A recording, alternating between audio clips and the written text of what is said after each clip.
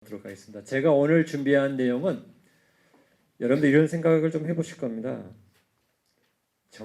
여기 정치하시는 분이 계시지만 정치하는 사람보다 비즈니스하는 사람이 더 일을 잘할까?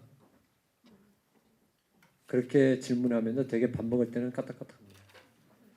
그런데 정치인 앞에서는 또 아니 이렇게 얘기를 하죠. 재밌는 것은 정치와 비즈니스는 굉장히 차이가 납니다. 어떻게 차이가 나냐면 비즈니스는 버릴 수가 있습니다. 여러분들에게 사업하시는 분들 계시겠지만 내 사업을 하시던 분이 그 중에 누군가가 불필요한 직원이 있다. 버릴 수 있습니다. 버린 이후의 결과는 대부분 칭찬을 받습니다. 잘 버렸다. 정치는 버릴 수가 없습니다. 정치는 저 사람들이 우리 사회의 기생충 같은 존재다 라고 해서 그 사람들을 버릴 수가 없는 정치입니다. 그래서 비즈니스 하는 사람의 뷰로 정치를 바라보면은 잘못하면 독재가 됩니다. 그리고 잘못하면 어두운 소외계층을 버립니다. 또 반대로 정치하는 마인드로 비즈니스를 하게 되면요, 나중에 아무것도 안 됩니다. 그래서 이것은 정치와 비즈니스는 분명히 서로의 전문성이 있는 거고, 이 두 개가 서로 잘 어우러져 갈 때 사회가 많은 안정을 찾는다는 것이 이제 저희들이 배웠던 거고, 이제 저도 어느 정도 뭐 살다 보니까 그 정도는 이제 느낄 수 있는 것 같아요. 예전 같으면 아우 저 정치하는 X들 왜 저런 것도 못할까? 그러나 정치는 버릴 수가 없다. 버릴 수 없는 사회를 끌고 가는 분들이 사실은 버릴 수 있는 사람보다는 훨씬 더 일하기가 어렵습니다. 그래서 시간이 가면 갈수록 이 정치하시는 분들에 대한 그 뭐랄까 이 존중심이라 그러나요? 존경심도 많이 생기는데, 오늘 내용은 이제 진 박사님께서 앞에서 경제 전망 많이 해주셨으니까 간단하게 이런 생각 해볼게요. 경제적으로 볼 때 누가 트럼프 대통령을 원했나 하는 점을 보자고요. 그 다음에 두 번째는 트럼프 대통령을 원한 사람들이 원하는 것처럼 경제 정책이 이루어지는 걸까? 라는 생각을 그걸 좀 주제로 얘기를 해보겠습니다. 트럼프 대통령을 뽑는데 아까 기여했다고 우리 원영석 부장님도 얘기해 주시고 우리 저 슈퍼바이저이신 우리 미세일 씨도 얘기해 주시고 다 해주는데, 어떤 사람들이 했죠? 되게 그때 우리가 많이 썼던 말이죠. angry 뭐 이렇게 하여튼 angry population이라고 그러죠. 이 사회를 사람들이 굉장히 불만이 많았고 굉장히 화가 났는데 잘 풀어줬다. 그럼 누가 미국 경제에 대해서 과연 angry한 사람이 누구인가? 한번 이제 슬라이드를 좀 차트부터 볼게요. 첫 번째 차트 좀. 이 트럼프 그 대통령 선거 있기 전까지의 프리-일렉션, 선거 전까지 경제 활동을 좀 덜 하다고 받지 않느냐 뭐 이런 거죠. 그런데 포스트 일렉션에는 지금 상당히 지금 기대 내지는 흥분 상태에 있습니다. 근데 과연 이 기대가 그 정도의 그 힘을 갖고 있을까? 이제 이걸 오늘 좀 보도록 하겠습니다. 다음 슬라이드. 자, 이게 아까 우리 진 박사님도 말씀해 주신 불황 때입니다. 대불황이죠. 그 이후에 주택 경기입니다. 주택을 새로 짓고 또 새로 짓겠다고 퍼밋을 받은 건데요. 2006년도에 보면 한 해에 지은 집들이 한 160만 채까지 지었었습니다. 그런데 2009년도 대불황의 시절에 이게 50만 채도 안 지었었습니다. 당연히 안 짓죠. 집을 짓기 싫어서가 아니고 집을 지어봐도 안 팔릴 것 같으니까 안 짓죠. 근데 지금 어느 단계에 왔냐면 100만 채를 넘었었습니다. 그러면 2006년에 비하면 아직도 주택을 짓는 게 적다. 그러나 역사적인 평균으로 따지면 100만 채가 넘으면 잘 되고 있는 상황입니다. 집을 잘 짓고 있습니다. 그 다음에 기존 주택 판매, 미국은 전체 주택 수가요 한 9천만 채 정도라고 이제 집계를 하고 있습니다. 90 밀리언 그 하우스홀드가 있습니다. 9천만 채 중에서 2005년, 6년에는 이게요 750만 채까지 가까이 갔었습니다. 1년에 판매되는 게. 그러면 한 8%에서 9%가 1년에 거래가 됩니다. 그러다가 대불황 때는 뭐 100 몇십만 채밖에 350만 채밖에 안 팔리는 단계까지 갔었습니다.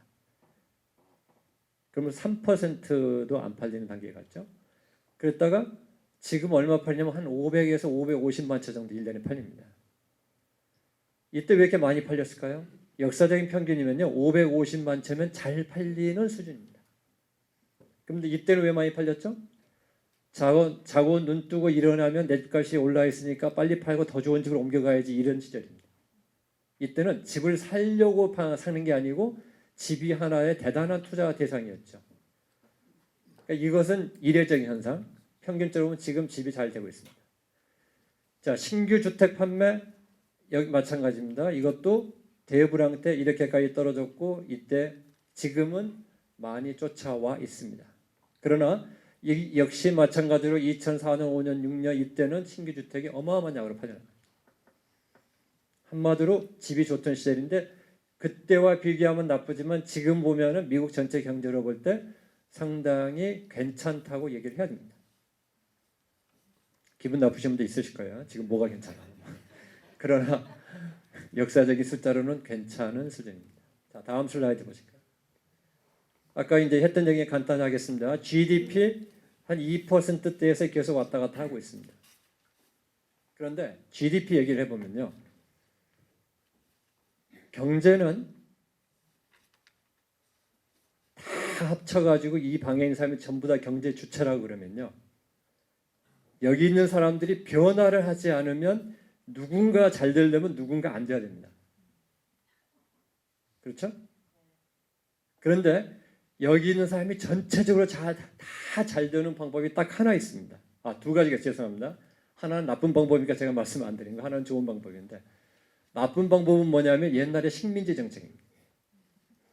다른 나라를 가서 수탈해 오면은 우리나라 국민은 다 잘 됩니다. 물론 그것도 나중에 서로 치고받고 싸우니까 더 먹겠다고 싸우다가 이제 문제가 되니까 그것도 문제가 있지만은 그러면 긍정적인 방법, 다른 나라를 수탈하지 않고 전쟁을 하지 않고 긍정적인 방법으로 여기 있는 사람들이 보편적으로 다 잘 되는 길은 하나밖에 없는데 그게 뭐냐면 이노베이션입니다. 즉 증기기관차가 나왔다. 기관이 나왔다. 그 다음에 컨버스터블 엔진이라고 하죠. 지금 우리 자동차에 쓰는 그런 엔진이 새로 개발이 됐다. 아니면 전기가 새로 나왔다. 이러한 주로 기술 변화, 기술이 우리에게 상당한 생산력을 키워줬을 때 우리 전체적으로 잘 살 수가 있습니다. 그것을 제외하고는 기술 개발에 의한 이노베이션을 제외하고 나머지가 잘 되려면요. 어디선가 누군가 값을 치러야 됩니다. 어디선가 치릅니다. 그것을 오늘 다 잊어버리셔도 제 말씀이어도 그거 하나만 생각하고 가시면 좋을 것 같아요. GDP가 2%라는 것은 뭐냐면 GDP가 5%, 6% 우리 한국이 70년대, 60년대 몇 %씩 올랐죠? 1년에 20%씩 올랐습니다. 20%가 오른다는 것은요. 대단한 기술 혁신이 일어납니다. 한국은 그때 뭐가 주 원동력이었을까요? 많은 고급 인력들이 일할 자리를 만들어낸 수출 성장 전략이 성공한 겁니다. 중국이 지난 99년부터 2004년까지 1년에 10% 이상 성장한 것도 그 막대한 인력을 이노베이션을 일으켜준 겁니다. 집에서 일하던 사람들을 공장에 와서 일하게 해주고 이런 겁니다. 근데 미국은 지난 10년 동안에 이노베이션이 있었다면 뭐가 있었죠? 혹시 있었습니까? 미국에? 우리가 좋아하는 스마트폰이 얼마나 생산성을 올렸을까요? 미안한 얘기지만 별로 올리지 않았습니다. 즐거움만 올렸어요. 그렇죠? 그에 비해서 90년대 중반은 왜 생산성이 많이 올라가냐면 당시에는 PC입니다. PC는 실제로 일하는 데 생산성을 굉장히 올렸습니다. 그렇기 때문에 클린턴 정부 때 미국의 경제 성장률이 높을 수 있었던 것은 거기에 많은 기여를 합니다. 그러나 스마트폰부터는 우리가 사는 방식이 즐거워진 겁니다. 여기서 한 가지 또 얘기할까요? 그러면 스마트폰이 나와서 우리의 삶이 불행해졌나요? 뭐 그런 사람도 있어요. 우리 애가 스마트폰 하는 거 보니까 열받는다. 이게 불행하죠. 그래 대부분은 스마트폰을 쓰는 것 때문에 행복해진 게 있어요. 그게 GDP로 잡힙니까? 안 잡힙니다. 자, 두 번째 말씀드릴 겁니다. GDP가 올라간다고 하는 것이 행복 지수가 올라가는 것하고 꼭 같지는 않습니다. 그래서 저희가 지금 여기 포커스하는 건 GDP인데 돈을 많이 벌면 고생끝 행복 시작이라는 생각하고는 조금 다른 얘기가 있어야 됩니다. 그러나 미국은 2%의 성장을 하는 이유가 있습니다. 왜 합니까? 이노베이션이 없을 때 미국이 성장할 수 있는 한계는 인구 성장률에 딱 맞춰 들어갑니다. 인구 성장률. 그래서 그 정도 수준에 머물러 있는 것이 정상적입니다. 다음 슬라이드 볼까요? 소매 계속 1%입니다. 소매하는 사람도 다 힘들다고 그러죠. 그 다음에 소득, 소비 다 마찬가지로 별로 화끈하게 올라가지는 않습니다. 컨슈머 컨피던스 아까 우리 진 박사님 말씀해 주셨죠. 굉장히 높습니다. 그러면은 소매도 안정적입니다. 소비도 안정적입니다. 소득도 안정적입니다. 근데 사람들은 굉장히 컨피던스가 높아요. 왜 그렇습니까? 이 정도면 살만하다는 얘기입니다. 이 정도면 살만하다는 얘기예요. 소매 다 안 드신다 그랬잖아요. 근데 지금 소매는 1% 성장은 누가 이끌고 있느냐? 주로 온라인 쪽에서 이끌고 있죠. 자, 경제는 아까 뭐라 그랬습니까? 특별한 이노베이션이 있기 전에는 한쪽이 잘 되면 한쪽이 손해를 봅니다. 분명히. 온라인 쪽이 잘 되면 오프라인에서 손해를 봅니다. 그래서 온라인 쪽이 늘어나는데 온라인을 잘하는 기업들은 누굽니까? 주로 대기업들입니다. 그래서 소기업들이 힘든 거예요. 당연합니다. 다음 슬라이드 볼까요? 생산 잘 올라가다가 이때부터 떨어졌는데 그래도 역사적으로 보면 괜찮은 수준이 있습니다. 생산. 그 다음에 저 가운데 게 제조업 지수인데 제조업 지수 가운데 까만 선은 밑에 가면은 후퇴고 위면은 성장인데 뭐 계속 그런 대로 행어라운드 합니다. 그 다음에 저쪽은 서비스 지수인데 서비스 지수는 계속 52에 있습니다. 성장했습니다. 다음 볼까요? 아까 4.6% 실업률, 고용 창출은 고용 창출 숫자는 점점 줄어들고 있죠. 그런데 레이버 포스 파티시페이션 레이트가 낮아지니까 아까 얘기하신 대로 이게 낮아지기 때문에 실업률이 낮아지는 건지 진짜로 고용이 늘어서 실업률이 낮아지는 건지도 지금 사실은 잘 몰라요. 일을 안 하겠다는 사람이 많아서 실업률이 낮아질 수 있거든요. 그러면 일을 안 하겠다는 사람이 많아지는 사회가 좋은 사회입니까? 나쁜 사회입니까? 라고 얘기하시면 안 된다는 거죠. 일을 안 하는 사람이 뭘 합니까? 일을 안 하면. 놉니다. 여러분들 맨날 놀고 싶지 않으세요? 일을 하는 것의 반대는 리주어입니다. 노는 겁니다. 노는 것이 인생에 주는 유틸리티가 있어요. 유틸이 있습니다. 애 엄마가 은행 다니다가 애를 키우겠다고 집에서 들어가면 실업률이 올라갑니까? 떨어집니까? 실업률이 올라가겠죠. 그러나 파티시페이션 때문에 미국에 안 잡힌다 하지만 실제로 일하는 사람이 줄어든 겁니다. 그러나 그 엄마라는 사람의 가족, 그 가정과 그 엄마 밑에서 자라는 애, 또 남편 집에 돌아오면은 우리 토끼 같은 애와 뭐 같은 마누라가 차려주는 밥 먹는 남편에게는 행복 지수가 올라갈 수도 있잖아요. 꼭 올라가는 건 아닙니다. 마누라가 또. 그러니까 그 부분이 실업률이 올라가는 사회가 나쁜 사회라고 얘기할 수는 없어요. 그렇죠? 단지 GDP 상으로 떨어진다는 얘기죠. 그러니까 나는 돈 안 벌어. 그 대신 나는 집에서 열심히 우리 애 키우고 이게 내 행복을 살릴까 그럴 수 있는 겁니다. 자, 그 다음 거 보실까요? 그런데 물가는 안 올라갑니다. 여러분들 물가 올라가면 좋으세요? 다 싫죠? 근데 물가는 안 올라가고 있어요. 그러면 그 다음 슬라이드요. 지금까지 말씀드린 거 그러면 지금까지 현재 지난 4, 5년간의 미국 경제를 볼 때는 점수를 주면은 A, B, C, F 어느 쪽에 속할 것 같으세요? 그래도 B 플러스 정도는 됩니다. 그런데 왜 angry 했을까요? Why were they angry? 비밀 중에 하나가 여기 있어요. 지금 스탁마켓에서 이거 6개월치만 했는데 2009년도에 다우가 8,000을 깨고 내려간 적이 있었습니다. 그게 지금 얼마죠? 19,000을 바라보고 있습니다. 주식시장은 2009년도에 투자하신 분들이면 지금 거의 3배쯤 되신 거예요. 그 사람들은 앵그리 할까요? 해피 할까요? 해피 합니다. 누가 앵그리 합니까? 그때 내가 왜 바빠가지고 주식을 안 샀지? 쟤는 왜 돈이 있어서 주식을 사는데 왜 나는 돈이 없지? 이런 사람이 앵그리 한 겁니다. 그죠? 그 다음에 채권이 아니고 그 실업자들은 준다는데 왜 나는 일이 없지? 화가 납니다.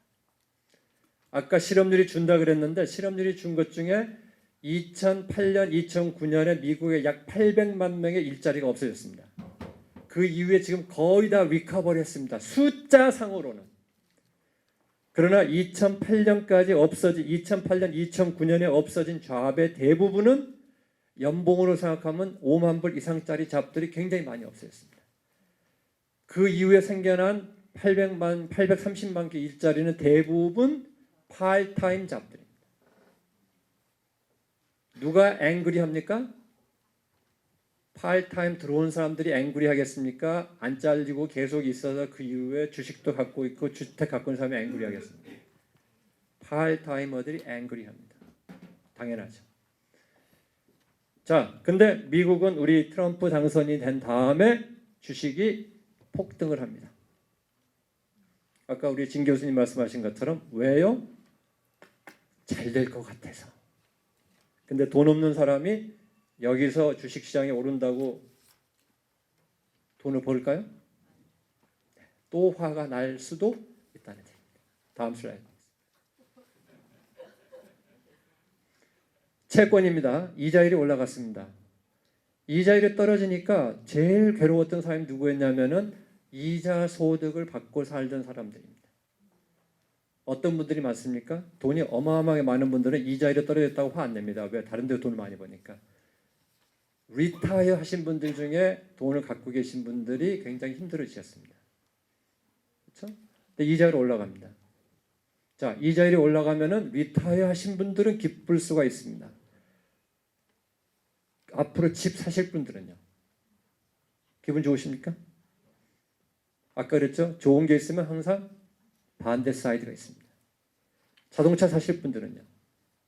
학자금 융자 받으실 분들은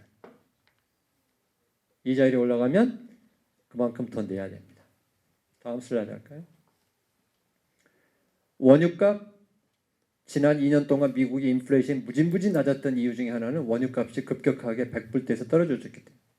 근데 원유값 지금 뭐서 감산한다고 올린다고 해서 하고 있죠. 금값은 이번에 트럼프 당선이 된 이후에 조금 떨어졌는데 많이 떨어졌다고 그래요, 사람들은. 왜냐하면 이게 1050선이거든요. 그래프를 1050에서 잘라가지고 보면 많이 움직인 것 같아요. 근데 여기가 300이니까 1050이려면 바닥을 그리면 여기까지 가야 됩니다. 그렇게 보시면 뭐 그렇게까지 많이 크게 움직인 것도 아닌데 통계적으로 저걸 보면서 금값이 폭락했던 거예요. 금은 세계 경제가 망할 때 망한다는 걱정이 있을 때 올라갑니다. 근데 금은 세계 경제가 망한다는 걱정이 주니까 지금 금값이 많이 매력을 잃었습니다. 동시에 근데 원자재 가격은 올라가고 있어요. 자, 이거 의미하는 것은 뭐냐면 아까 정리해 주신 내용을 그대로 다시 하면 자, 1조 달러 넣어서 인프라스트럭처 만든다 그래. 뭐 건설이 잘 될 거야. 의료 개혁하는 부분 때려친다 그래. 그러니까 제약회사들 앞으로 걱정 안 한다 그래. 그러니까 의료 가격이 올라갈 거야. 그러면 제약회사 잘 돼. 그다음에 금융회사들 금융 규제 없앤다 그래. 금융회사 잘 될 거야. 그래서 거기도 돈이 벌 거야. 그래서 돈 벌 거라고 생각하는 쪽으로 돈이 몰리면서 원자재 값은 인프라스트럭처 한다니까 올라가지 않을까? 지금 다 그러지 않을까? 그 다음 슬라이드 가겠습니다. 그에 비해서 다른 나라의 통화 가치는 뭐 워낙 그 파운드, 유럽 영국 파운드는 그때 브렉시트 때문에 아주 박살이 났다가 올라갔으니까 별 조금 뭐 의미가 없는 거고 유로는 지금 값이 떨어졌죠. 그 다음에 엔화 떨어졌죠. 근데 달러만 올라가고 있습니다. 자, 달러가 강해지면 미국은 잘 됩니까? 안 됩니까?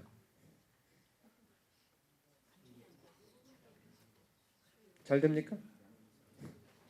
어느 면에서 보냐에 따라 다르죠. 미국의 달러가 강해지면 미국 수출이 잘 됩니까? 안 됩니다. 그러면 수출업자 쪽에서는 괴로워요. 미국 달러가 강해지면 수입업자 쪽에서는 좋습니다. 근데 보호무역 하겠다 그러죠? 달러 강해지는데 수입업자는 잘 될 것 같은데 보호무역 하겠다 그래요. 그러면 미국 제조업 살리겠다고 그러는데 강달러 됩니다. 미국 제조업이 해외에 파는 양이 굉장히 많아야 됩니다. 미국 달러가 강달러 됩니다. 미국 제조업 보호하겠다 그럽니다. 제조업 보호해서 공장을 가져왔는데 못 팔면 어떻게 됩니까? 나가야죠. 그래서 언제나 양면을 다 보셔야 된다. 다음 슬라이드 갈게요. 자, 그래서 여기서 이제 정리하겠습니다. 지금 이런 excitement 또는 희망은 어디에 근거가 있냐면 인프라스트럭처 스펜딩 한다, 세금 줄인다, 보호무역하니까 저 디트로이트 같은 잘 되지 않을까, 규제 없으니까 은행권도 잘 되지 않을까, 그 다음에 FRB가 맨날 말 안 들으니까 FRB도 의회 감사를 받게 하면은 좀 말 잘 듣지 않을까. 어느 나라에서 많이 들어본 얘기죠. 오바마 케어 없앤다 그러니까 의료 계획 쪽에서 상당히 좀 이피션시 올라가지 않을까. 환경 규제 없앤다 그러니까 환경 규제 없으면 누가 좋아요? 네? 환경 규제 없으면 누가 좋으냐면요. 지금 우리가 좋아요. 예, 그리고 지금 여러분들이 풍력, 그 다음에 저 태양광 하는 것 때문에 여러분들도 모르게 주머니에서 지금 그 회사에 돈 주고 있는 거 아세요? 태양광, 풍력 아직 생산성이 안 됩니다. 그러니까 정부에서 살리겠다고 보조해서 막 넣어줘요. 그러니까 어떻게 됩니까? 누구 돈입니까? 그 돈이? 정부 돈이죠. 정부 돈. 오바마가 준 거죠. 불행하게도 저희 주머니에서 나간 돈입니다. 여러분 보고 자, 태양광을 위해서 앞으로 에너지를 인바이러먼트를 좋게 하기 위해서 태양광을 합시다. 아, 박수 쳤어요. 그랬는데 자, 지금부터 주머니는 돈 10불 꺼내가지고 내서 이거 내야 됩니다. 그러면 잠깐만요. 그런데 이미 낸 텍스 가지고 하니까 아무도 신경 안 쓰시는 거예요. 그러나 만약에 인바이러먼트 이런 레귤레이션을 없앤다. 그럼 누가 좋으냐? 당장에 우리가 좋아요. 누가 안 좋을까요? 미래 세대가 안 좋을 수도 있고 그렇지 않을 수도 있어요. 그렇지만 하여튼 당장 우리는 더 좋지만 미래 세대에 그때 가서 만약에 오염이 심해지고 이렇게 돼가지고 나중에 맨날 폐병 걸리고 이러면 어떡하냐. 그런 부분들이에요. 그러니까 이 경제학에서 제일 어려운 부분이 환경 분야예요. 왜냐하면은 다른 분야는 이 계층과 이 계층 중에 누구를 선택할까의 문제예요. 근데 환경 문제는 지금 제너레이션하고 다음 제너레이션 선택의 부분이에요. 그러니까 잘 안 팔려요, 이 아이디어가. 여기는 거기 가서만 얘기하면 돼요. 자, 인프라스트럭처 스펜딩 한다. 그러면 건설업 하는 데 가서는 막 크게 떠들어요. 그러면 박수 막 받죠. 야, 근데 그거 하려면 말이야, 세금 더 내야 돼. 그럼 세금 더 내야 된다 그러면은 피곤해요. 그럼 또 세금 안 내겠다고 또 세금 줄여주겠다는 거기 가서 막 떠들면 박수 받아요. 어디선가 박수를 받아요. 근데 이것은 당장 박수 받기가 쉽지 않아요. 이게 왜 생겼을까요? 이런 인바이러먼트 이슈가 왜 지금 당장 잘 살 수 있는데 왜 지금 희생한 미래를 하자? 인간이 가지고 있는 묘한 그 어떤 도덕심이 있어요. 왜 그러는지는 모르지만 그거 인류학자들이 대답할 얘기지만 묘한 도덕심이 있어요. 착해지고 싶은, 나도 착한 사람이고 싶고, 나도 뭔가를 미래를 위해 사고 싶고, 그런 부분에 인바이러먼트 이슈가 있어요. 자, 이게 이제 호흡입니다. 근데 챌린지가 뭐냐면 여기 있는 정책들을 보면은 어떤 것은 이거 완전히 대표적인 민주당 정책이거든요. 텍스 리폼은 공화당 정책을 할 수 있죠. 보호무역 정책 대표적인 민주당 정책이죠. 규제 협파 공화당 정책, 오바마 케어 픽스 공화당 정책, 인바이러먼트 레귤레이션 공화당 정책. 이분이 누굴까? 리퍼블리칸이야? 데모크래시야? 그냥 트럼프죠. 그러니까 이 아이덴티티 지금 문제가 있어요. 그 다음에 아까 그 양쪽을 다 장악했다 그러지만 세넷 컨트롤 있어요. 아까 우리 그 가버먼트 된 얘기 나왔지만은 미국이 세계에서 선진국 중에 유일하게 국가 부채를 얼마 이상 못 올린다는 게 헌법에 규정되어 있는 나라예요. 그러니까 헌법의 규제를 어떻게 해놨냐면 그 데시링을 만들어 놓고 그것은 반드시 의회에서 승인을 받아야만이 올릴 수 있다라고 되어 있어요. 헌법 8조 어멘드먼트 8th 어멘드먼트가 있어요, 그게. 그러니까 만약에 국가 부채가 지금 한번 기억하셨을 거예요. 2번씩이나 실링을 올렸었어요, 미국이 지난번에. 이것 때문에 또 올려야 되면은 거기 가서 해야 되는데 다행인지 불행인지 공화당 내에서도 데실링 올리는 것에 반대하는 사람들이 꽤 있어요. 그리고 그 공화당원 중에서도 트럼프가 리퍼블리칸이야? 아니야? 잘 모르는 사람도 꽤 있어요. 그러니까 이것도 지금 뭐 그렇게 확실하진 않다. 그 다음에 이번에 인프라스트럭처를 안 해도 앞으로 2016년 지나고 앞으로 조금만 지나면은 거버먼트 대신 30%가 늘게 돼 있어요. 여기서 또 늘린다? 그런 점 때문에 좀 이슈가 있죠. 자, 다음 마지막 슬라이드 가볼까요? 그럼 이제 여기서 이제 제가 우리 같이 생각하자고요. 저는 뭐 예견자도 아니고 뭐 최순실도 아니고 그러니까 미래를 몰라요. 저는. 모르는데 질문은 이겁니다. 이게 희망사항이야? 아니면 현실이야? 자, 가버먼트 뎃을 늘려서 인프라스트럭처 늘려야 된다. 그러면 그게 구호야? 아니면 현실이야? 그 다음에 그걸 했을 때 이제 인프라스트럭처를 한다 그러면 예산, 정부 부채 문제가 있는데 이거 어떻게 할 거야? 그 다음에 예산하고 정부 부채 문제가 있으면 그 다음에 뭐가 생기냐면요. 이자율이 올라요. 왜 이자율이 올라요? 정부가 빚을 더 져야 되니까 앞으로 그 여러 가지 이유 때문에 올라요. 투자를 많이 하니까 인플레이션 될지 모르니까 이자율이 올라가야 되고요. 정부가 또 채권을 찍어내야 되니까 그거 팔려면 이자율을 올려야지 팔리니까 올린다. 그래서 하여튼 여러 가지 이유로 올라가야 돼 있어요. 그 다음에 세 번째는 이것은 좀 어려운 단어인데 어디 가서 이렇게 이런 단어 쓰시면 고상하시다 그래요. crowding out effect라고 돈은 투자할 수 있는 돈은 한정돼 있다고 생각해 보세요. 우리 민간이 됐건 정부가 됐건. 그런데 그 돈을 어디 한 군데 쓰게 되면 그 돈이 딴 데 갈 때를 못 쓰는 거잖아요. 그죠?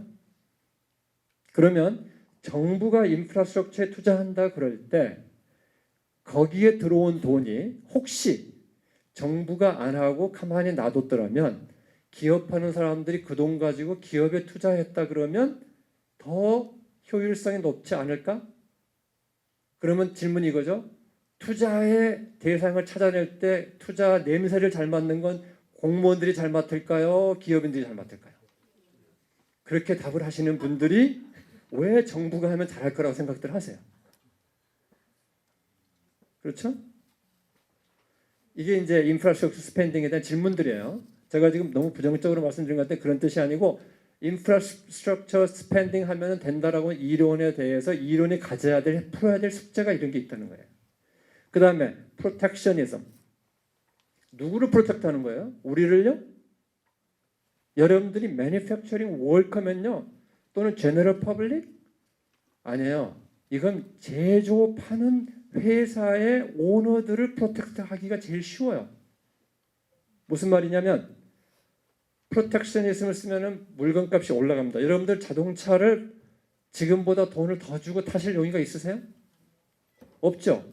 프로텍셔니즘을 하게 되면은 만약에 일본에서 들여온 자동차를 20% 관세 매긴다면 저희가 20% 내는 거예요. 그럼 미국 차 타면 되지? 그러면 왜 같은 돈을 주고 더 안 좋은 차를 타셔야 돼요? 그런 질문인 거예요. 그게. 그 다음에 물건값이 올라가가지고 그 물건이 그만큼 안 팔린다면 어떡할 거예요? 누가 손해봐요? 결국은 그 제조업에 일하는 직원들이 또 손해보고 우리 국민은 국민대로 소비자들은 소비자들대로 물건값 올라가서 수요가 줄 수도 있고요. 이러한 문제점이 생기는 거예요. 그러니까 인플레이션 생기면은 디맨드가 줄 수가 있어요. 가격이 올라가면. 그 다음에 다른 나라는 가만히 있나요? 여러분들 여기서 보실 때는 미국의 보험무역지를 찬성하실지 모르지만 어느 날 순간에 중앙일보 본국지를 딱 보시면은 미국이 보험무역해가지고 이 나쁜 놈들 이럴 거예요. 그렇죠? 얘들은 가만히 있나요? 한국은 가만히 있나요? 중국은 가만히 있나요? 그럼 서로 한판 떠봐? 이렇게 되면은 계속 물건값만 올라가는 거예요. 그 다음에 스타립을 때리는데 미국은 강달러가 돼요. 그러면 미국 물건값이 더 비싸져요. 해외. 또 수입 물건값이 더 싸져요. 그러니까 프로텍셔니즘 한다고 해서 누가 보호될 거냐? 아까 경제는 뭐라고요? 선택입니다. 특별한 혁신적인 개혁이 있게 되는 선택입니다. 누구를 보호할 것인가? 누가 보호받는 것인가? 이런 문제가 남는다는 거죠. 다음 슬라이드요. 은행 레귤레이션 없앤다고 그러는데요. 그러면 이제 취지는 이거예요. 은행이 규제가 많아가지고 지금 론을 제대로 안 해줘. 박수 치실 겁니다, 여러분들. 그죠? 까다로워서 못해요. 제가 은행원인데도 제 집에 몰 규제하다가 제가 그만둡시다 한 적이 한두 번이 아니에요. 정말 못해 먹겠어요. 그죠? 그래서 그거 없애가지고 랜드를 잘 해주자 이거예요. 그런데 지금 그거 하면서 레귤레이터리 리폼을 하니까 그러는 사이에 이자율은 지금 오르고 있어요. 그러면 은행이 아무리 론을 더해주려고 해도 이자율이 올라가서 론이 줄 수도 있다. 이런 부분들이 또 문제로 또 남는 거죠. 은행으로서 사실은 레귤레이션 없으면 좋아요. 저도 잠을 좀 더 잘 텐데. 그렇지만 은행이 레귤레이션 있어야 될 건 있어야 됩니다. 그렇지 않으면 우리가 2008년, 2009년에 Great Recession이라고 겪는 과정 중에 하나는 이것도 있어요. 자, Environmental Deregulation 이것은요 절대로 바디틀 게임이 아니에요. 이건 스위치예요. Environmental Regulation을 Deregulation을 하면은 지금 그런 대체 에너지라고 하는 것들이죠. 대체 에너지를 하는 산업들은 힘들어지고 대신 누가 좋아져요? 전통 에너지를 하는 기업들은 좋아져요. 소비자는 아까 말씀드렸듯이 저희는 좋아져요. 그 대신 우리의 폴루션이라든지 미래의 다른 대체가 안 나왔을 때 문제점 우리가 고스란히 넘어가는 거예요. 그래서 이러한 백그라운드를 쭉 보시면 과연 이 트럼프 정책이 이제 앞으로 한다 그럴 때 우리에게 어떠한 결과가 올 것이며 첫째 가장 큰 질문은 경제가 잘 될 거냐. 두 번째는 경제가 잘 될 때 내가 그 속에 혜택을 받는 층에 속할 거냐. 아니면 내가 손해를 보는 층에 속할 거냐를 생각하셔야 됩니다. 그렇죠?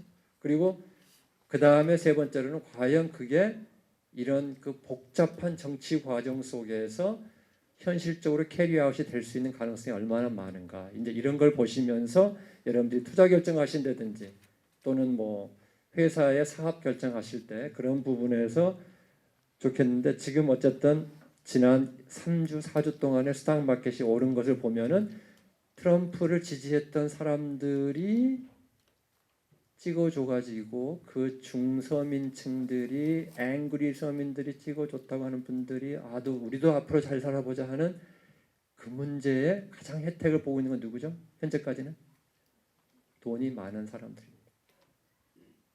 이게 정치의 unintended consequence라고 하는 거예요. 원하지 않은 의도하지 않은 결과가 나와요.